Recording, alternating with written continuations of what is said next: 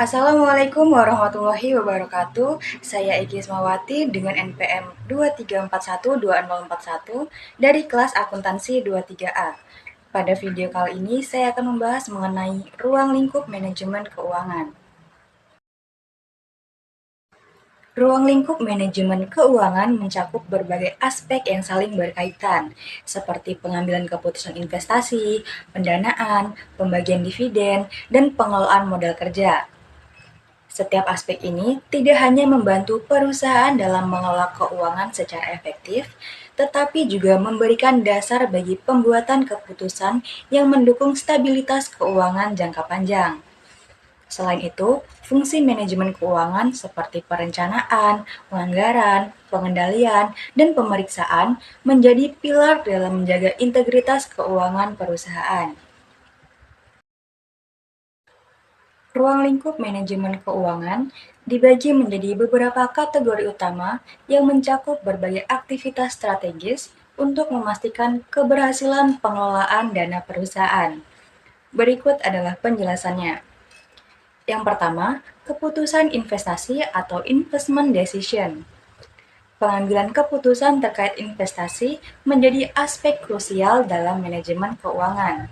Keputusan ini melibatkan yang pertama, alokasi dana, yaitu mengarahkan dana perusahaan pada aset atau proyek yang memberikan keuntungan optimal, baik dalam jangka pendek maupun jangka panjang. Yang kedua, evaluasi risiko, yaitu analisis mendalam terhadap risiko dan potensi keuntungan investasi untuk memastikan pengambilan keputusan berdasarkan informasi yang akurat. Yang kedua, keputusan pendanaan atau financial decision.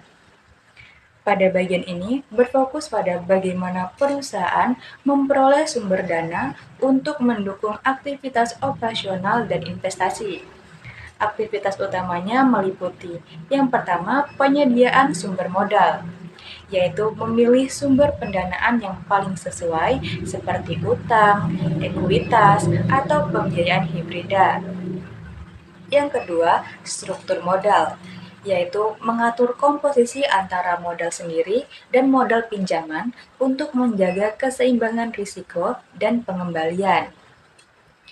Yang ketiga, keputusan dividen atau dividend decision. Keputusan terkait distribusi keuntungan kepada pemegang saham juga menjadi bagian penting dari manajemen keuangan. Tugas utamanya mencakup yang pertama, pembagian dividen, yaitu menentukan persentase keuntungan yang akan dibagikan kepada pemegang saham.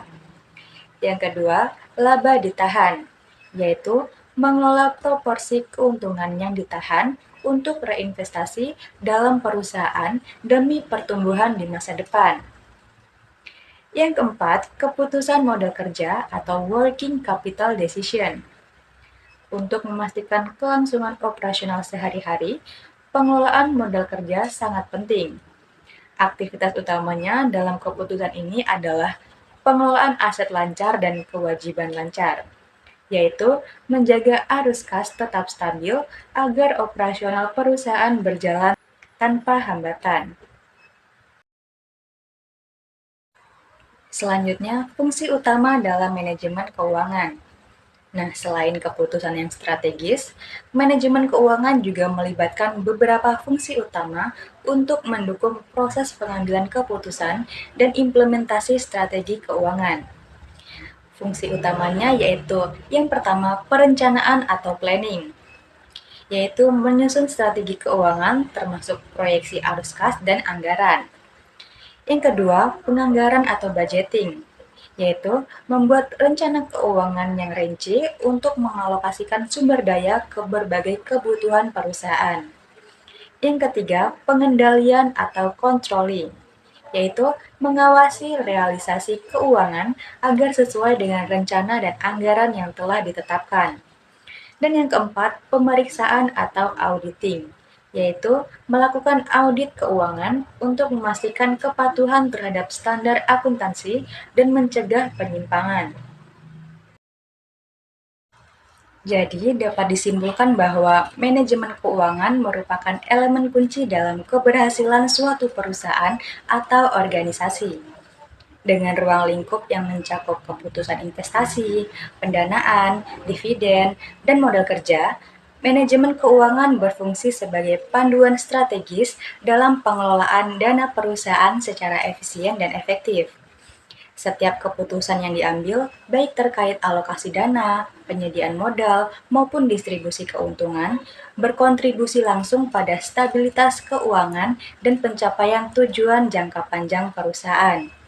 Selain itu, fungsi-fungsi utama seperti perencanaan, penganggaran, pengendalian, dan pemeriksaan menjadi landasan untuk memastikan bahwa dana perusahaan digunakan secara optimal, sesuai dengan standar yang berlaku, dan bebas dari risiko penyelewengan.